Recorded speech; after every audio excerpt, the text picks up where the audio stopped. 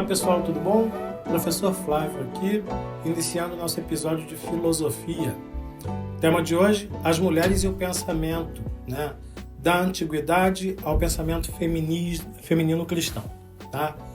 Se vocês repararem aqui nesse episódio, vocês vão notar que a mulher ela começou a surgir na filosofia ocidental a partir do século XIX. Tá?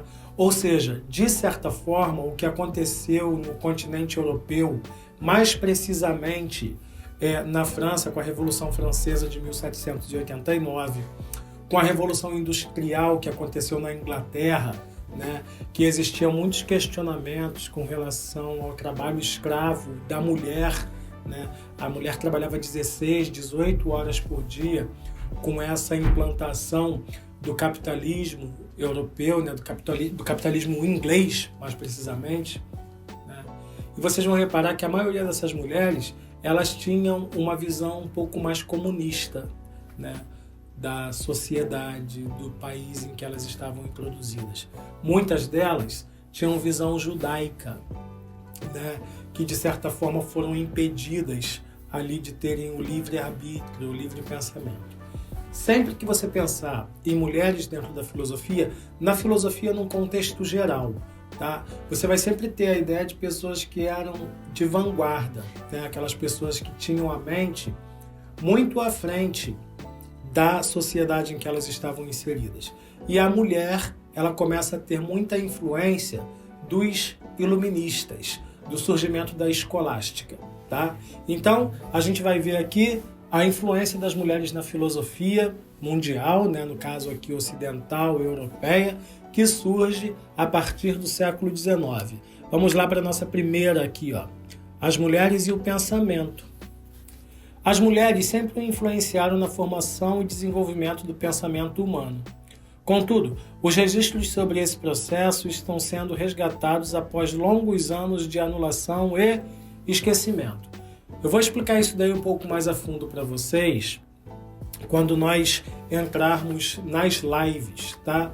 Embora ela não tenha sido uma filósofa, vamos colocar assim, um grande exemplo que nós temos de pensadora do século XVIII, né, até dentro daquele período ali, é Joana d'Arc. Tá? A Joana d'Arc ela foi perseguida e punida, né, pela Igreja Católica, né, por ela ter uma visão feminista de determinados tipos de situação e ser revolucionária. Tá? Nesse caso aqui, não houve tanta perseguição, só vai acontecer com uma das filósofas que foi perseguida, mas já no século XX, pela Ku Klux Klan nos Estados Unidos. Tá? Mas muitas delas aqui eram mal vistas, porque, como eu disse, elas eram mulheres de vanguarda. Então, por exemplo, uma delas larga o marido, né, depois de ter tido 2 filhos, porque se apaixona por um filósofo, né, e vai morar com ele. Uma outra é expulsa da universidade que ela trabalha por ser feminista demais. Né? Então, essas filósofas elas foram muito respeitadas tempos depois, tá?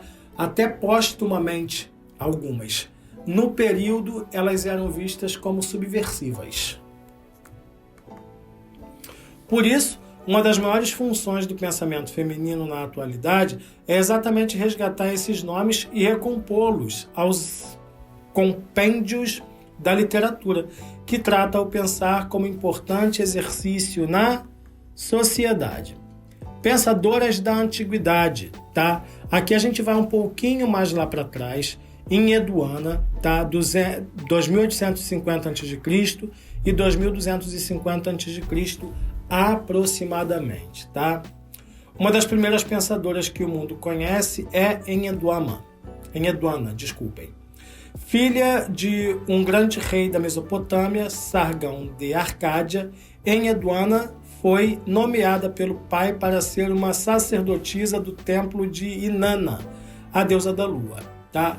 É claro que aqui a gente tem visões diferentes, a gente está falando aí de a deusa da lua, nós vamos entrar aí na filosofia voltada para a filosofia mitológica, né, que é o conhecimento mitológico, em que ela já era uma pensadora, mas ela dava explicações em cima do inexplicável, ou seja, geralmente quando você fala do conhecimento mitológico, Geralmente não.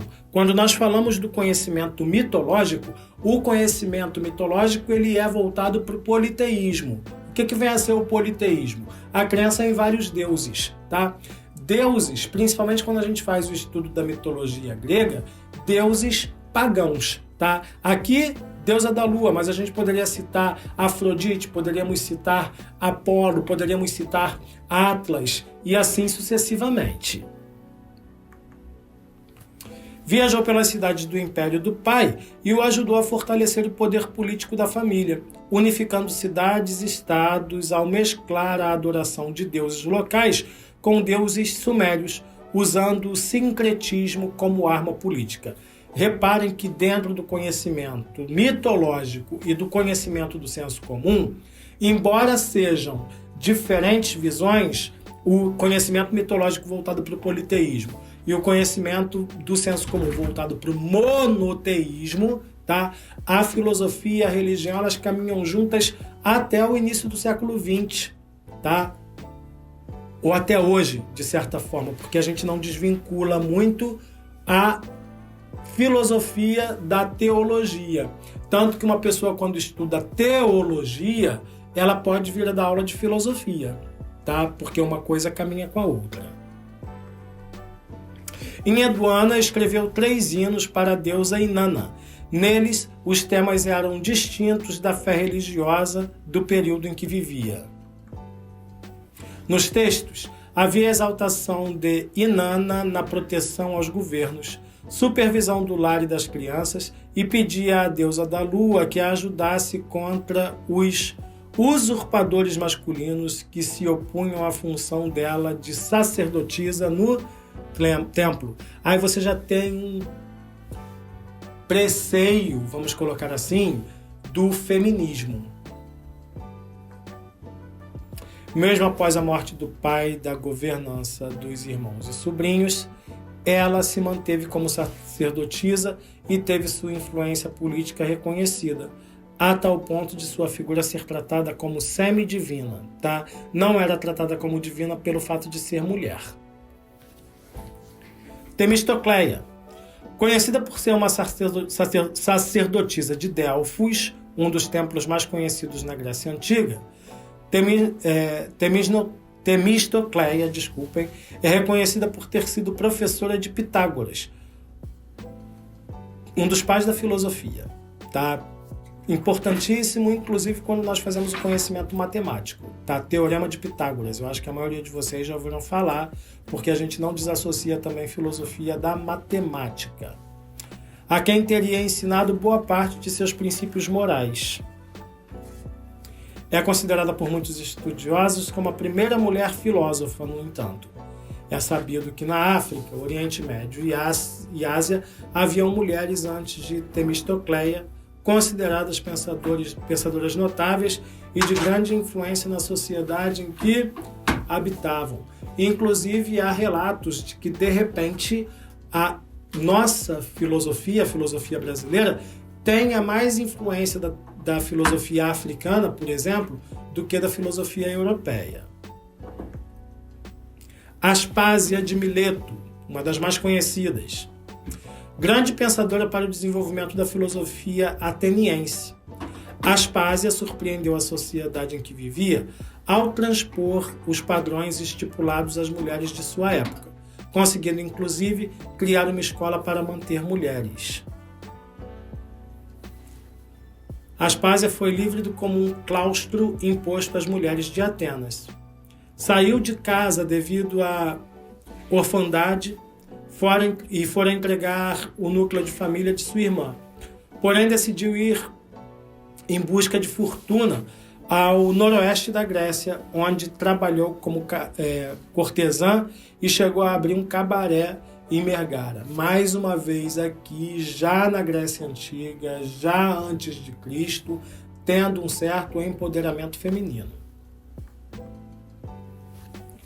Após esse período, partiu para o leste de Atenas junto com outras prostitutas para atingir sua busca por melhores condições financeiras.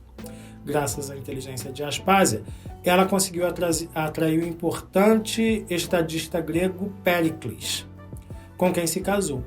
tornando-se sua segunda esposa após o divórcio do político. Na residência do casal, eram comuns encontros de grandes pensadores e artistas, e dizem que daí surgiram os amantes, né? A poligamia, tá? Que já existia um pouco antes, ficou um pouco mais exacerbada a partir desse momento. É isso. Espero vocês no nosso próximo episódio. Até lá.